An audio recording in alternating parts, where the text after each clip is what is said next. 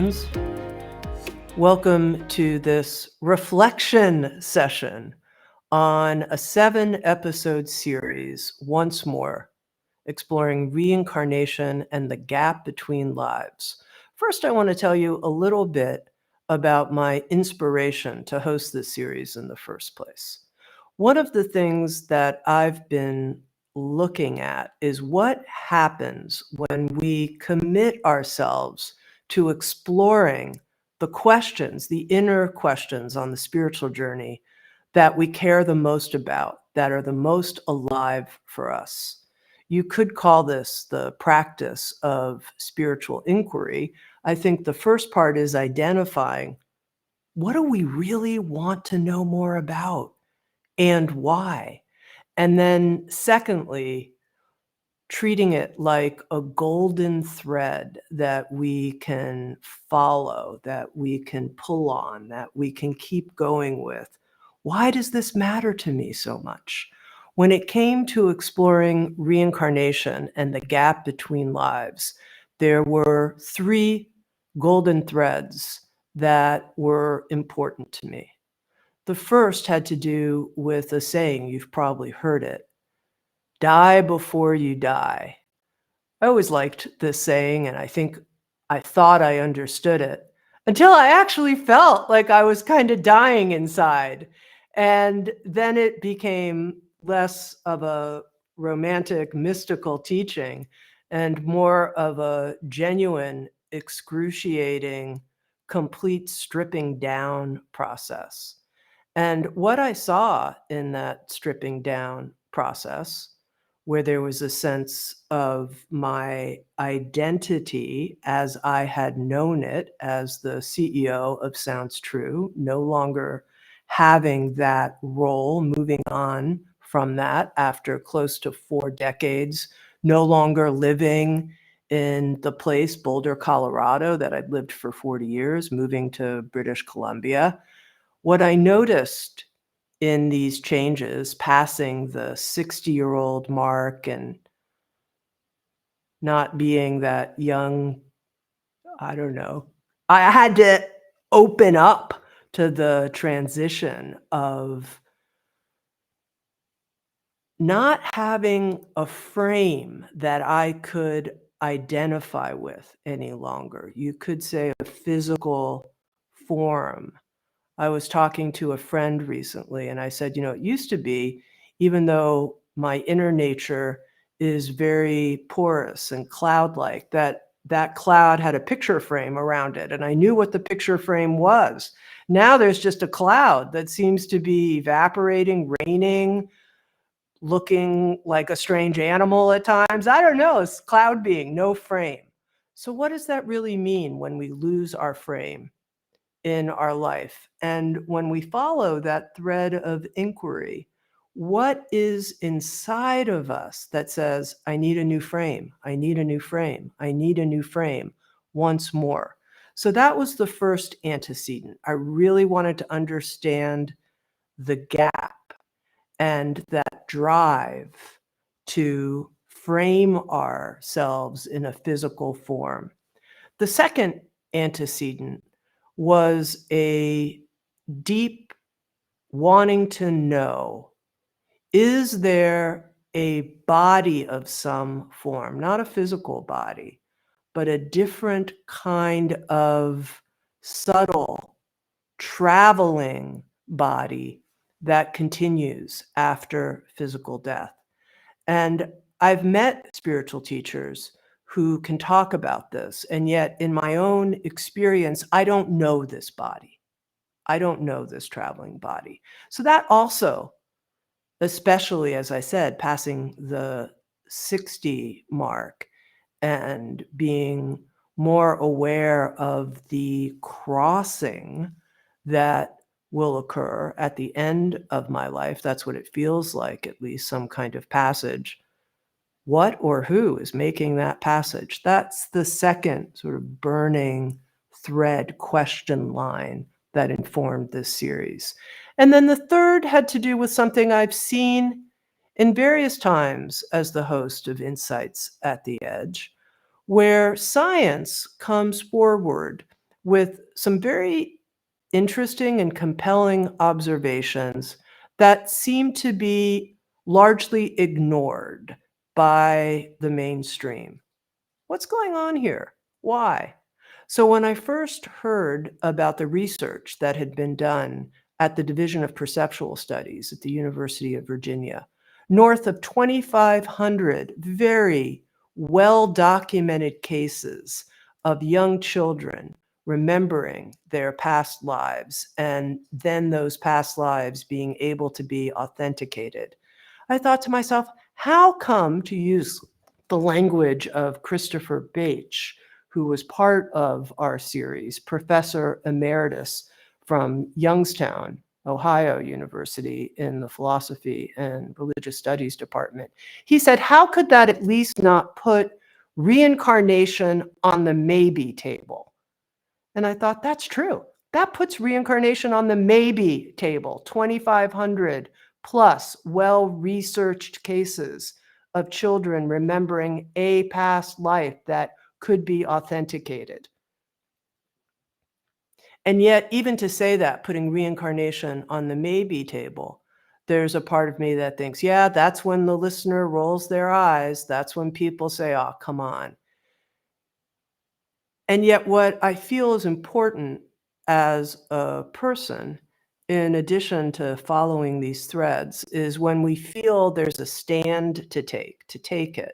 And one of my stands is not to be afraid of speaking about something that we really care about. So what do I really care about? I really care about us opening our minds to this maybe question in the face of such compelling evidence. We at least need to look at it and say, if reincarnation doesn't explain these memories of children, what does? It's a worthwhile question to explore. So those were the three antecedents that brought together this 7-part series. And now I want to share with you, you ready for this? Not the answers that I came away with, but the deeper questions that emerged for me. And, I realize people are like, come on, at the end of the day, aren't you going to have quote unquote answers? Really, Tami? And I remember a podcast that I did with James Hollis, a Jungian analyst now in his 80s. And he said, any question that's answered, the answer becomes a reference point that you get to question with another question. And that's what deepens, in his words, the luminosity of our soul, is that journey of ever deepening inquiry. Okay, so after 7 hours of talking about reincarnation and the gap between lives, here are the 5 deeper inquiries that have become important to me. The first is trying on a reincarnationist perspective. Christopher Bache again talks about the one-timer's view, and he says it humorously, but what's it like when instead of saying, okay, I got 100 years to do all of this growing and learning and deepening discovery, what if I have lifetime after lifetime after lifetime after lifetime? And what if it's not just that I could bring an ancient view to the being that's right here, but if I look at you also as an ancient soul, if I look at children as beings who have had many, many, many, many, many, many experiences already forming that unique, gorgeous person in front of us. What if in this reincarnationist perspective, we started put it on like a pair of glasses, like, okay, I've had this view that I'm only going to be here for X amount of time. And that's been true up until now. But now I'm going to, because it's on the maybe table, and just for fun, I'm going to put on the reincarnationist perspective. And as I was hosting this series, I did this. I started wearing those glasses and I noticed a few things. As I've already intimated, I started looking at people differently. I also started looking at the soul families that I feel I'm a part of and just contemplating what might it be like if we've been working on some of the evolutionary purposes I hold dear many times before together as teammates and feeling that sense of team with people that seems far beyond the number of years I've known them and worked together. The other thing, putting on this reincarnationist view, trying it on, just putting it on as an experiment. One of the things I saw that it's given me when I experiment with this, and this is really huge, is a deeper sense of relaxation about time and how much time I have to discover and love and hit my soul's bucket list, if you will. What if I kind of have all the time in the world versus I better get this done before I die? How does that change things? How does that change how I love? Now, what's been interesting, this is just my own inner exploration. If I've decided to carry a reincarnationist perspective and simultaneously carry the view that this incarnation is once and only here on earth at this time, loving in this way, savoring in this way, taking this sip of green Gyokura tea at this moment, never to happen again. And how might these two views come together in a type of tremendous richness of experience? The savoring, you'll never step in the same river twice. And this reincarnationist, you have all the time in the world to explore the depth of love and appreciation of life. So that's the first inquiry, exploration, experiment that is important to me, that's come to me as a result of this series. To be honest with you, I never really tried the reincarnationist perspective before immersing myself like this, and it's been profound. The second big takeaway questioning is I had to get really real with the fact that a large part of me has wanted to get out of here. When I first heard, oh, early in my life, the view of reincarnation is you keep incarnating again and again until you have some type of deep spiritual enlightenment experience, which means you don't have to come back. You're free. You're finally liberated. And in the interview with Christopher Bache, he described how this up and out of here cosmology is a product of religions from the axial age. And what if through human evolution, we're reaching a new point where what's possible is that we can explore something that is even far more, this is my language, demanding, and could create real justice, beauty, and glory here on earth, which is to bring the depth of our discovery of ultimacy, timelessness, unbounded love, if we could actually not recoil, but bring that into our incarnated lives. He calls this the birth of the diamond soul and describes it as something he experienced through his own 20-year exploration of 70 high-dose psychedelic experiences, where he felt all of his past lives coming together, culminating at the level of the heart, and a birth of this utter, once again, my language, indestructible love being available in human form here and being able to act with agency from such a place.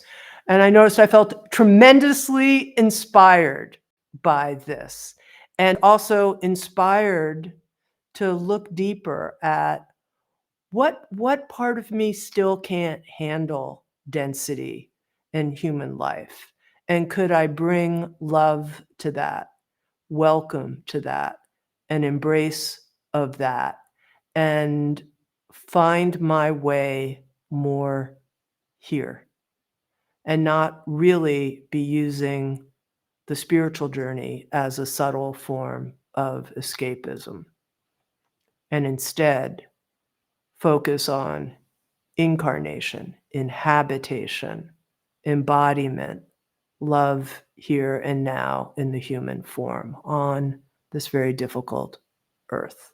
And that was the second big takeaway inquiry for me from hosting the series.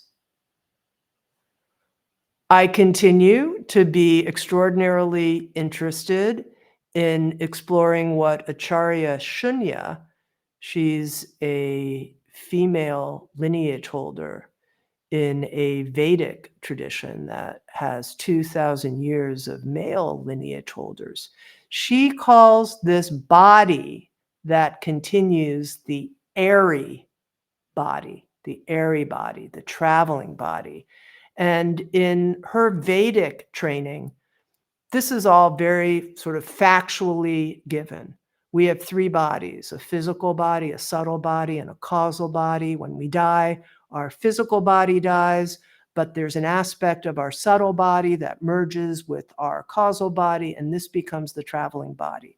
And I realized that I have to get more serious in my life if this is important to me, to know this airy body, to study things like out-of-body experiences and astral travel and lucid dreaming, and that I've never taken this on. I've never taken it on as an active study, and this series inspired me to do so. And prediction, you'll be hearing more about this from Sounds True and Insights at the Edge in the months and years to come. My fourth takeaway from this series has to do with resting in the gap. Andrew Holacek, who is a scholar practitioner in the Tibetan Buddhist tradition, talked about how the irreducible instruction for a good death is to open and relax, to be able to rest, if you will, in this gap space. So if there is no frame around the cloud,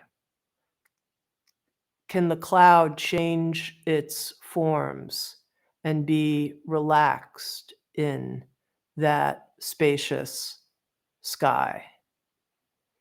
He offers some instructions on how to do this. They're extraordinarily simple. One of them is raise your gaze. And I realized how often I look down. Sure, I'm looking at my phone, I'm looking at my computer, but do I actually just raise my gaze to the horizon line and let my eyes open, look, and dissolve? And I've given it to myself as an inquiry challenge. Can I not now take on a new identity form? What if I don't say, "Oh, it's time to start the blah blah project," and, "Oh, I've got this new idea that's really interesting, and that's what I'm doing." What if I just let there be the open horizon, eyes open all the way without needing to consolidate it all into a new framework, enjoying the gap, resting in the gap, and becoming aware of those driver sensations, those habitual patterns, accomplishment, achievement, identity, really looking at them, really watching them when they arise, and then letting them fall. And then the final point of inquiry that this series has brought up for me, I mentioned how it's frustrating for me to see when there's evidence of a non-materialist perspective, it's discounted. And I realize that I have a longing to see not just spirituality and psychology brought together so that there's an understanding and an interplay, but for science to be part of that braid, for there to be a sense that science isn't over here and spirituality is over there, but that there could be a new evolution in our time where non-materialistic perspectives are actually welcomed in the academic world, in the scientific world, and where this can be part of what informs our curious minds. We want to understand reality, and we want to use all of the instruments available to us to do that. Finally, the note I want to end on, in my conversation with Christopher Bache, he started talking about the structure of postmortem experience. And I said, "Oh, come on, Christopher, really? Is there a structure we can know that, people say different things. You talk to some people, they tell you there are X numbers of levels. You talk to other people, and he said, "Look, Tami, if you talk to enough people, you'll see some patterns." And I was like, "Okay, Christopher, what patterns?" And he said, "Well, the biggest pattern is that when we move outside of our physical form, we meet a power of love, a creative, indestructible force of love that is so awe-inspiring that we are never the same." This is what people will tell us from near-death experience literature. This is what people will tell us who have gone deep into the types of psychedelic work that Christopher himself has gone into and documented. This is his experience of the birth of the diamond soul.